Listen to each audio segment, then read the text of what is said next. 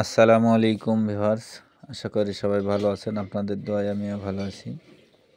আপনারা এই মুহূর্তে যে গরুটি দেখতে পাচ্ছেন, গরুটি বিয়ানার একদিন পর থেকে জরায়ু বের হয়ে আসা শুরু হয়েছিল।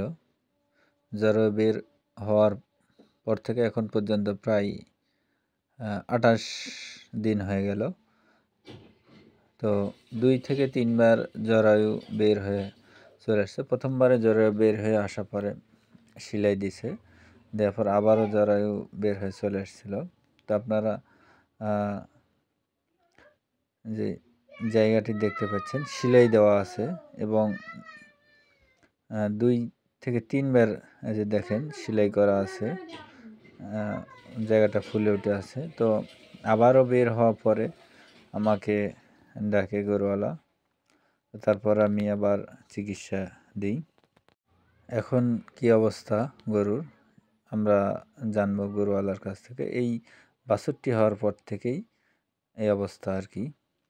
তো গরুওয়ালা ইনশাল্লাহ আমরা জানবো। আজকে আমি চিকিৎসা দিতে আসছি। ভাই, আপনার এই গরু মানে যে জরায়ুটা বের হয়ে আসছিল, এটা মানে বিয়ানার কয়দিন পরে? এটা 2 দিন পরে এরকম হয়েছে। 2 দিন পরে মানে বের হয়েছে কিন্তু পরে ঢুকছিল না। তো ওই জরায়ু ভিতরে দেওয়ার পর আবার মানে কতদিন এরকম হয়ে আছে? জরায়ুর ওটা ভিতরে দেওয়ার পরে 1 সপ্তাহ পরে এরকম বেড়ে আসছিল। পরে আবার প্রায় 1 সপ্তাহ পরে বেড়ে আসছিল। হ্যাঁ, তো এখন বিয়ে কয়দিন হলো? এখন বিয়ে আজকে দিয়ে 25 দিন। 25 দিন হলো। এইবারে ঠিক করে দেওয়ার পরে কি আর কোনো সমস্যা আছে? না, এবারে আপনি ঠিক করে দেওয়ার পরে আর কোনো সমস্যা আল্লাহর রহমতে নাই। সুস্থ পুরো। এখন সুস্থ? হ্যাঁ, পুরোপুরি সুস্থ।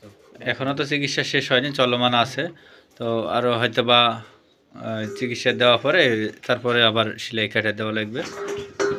এখন আল্লাহর রহমতে সম্পূর্ণ খাওয়া দাওয়া থেকে শুরু করে পেটে যে শুল হতো ওরকম শুল টুল কি আর আছে? না, শুল নাই। শুল নাই, একদমই না। এখন স্বাভাবিক অবস্থায় আসছে, আগের মতো স্বাভাবিক এখন। আচ্ছা।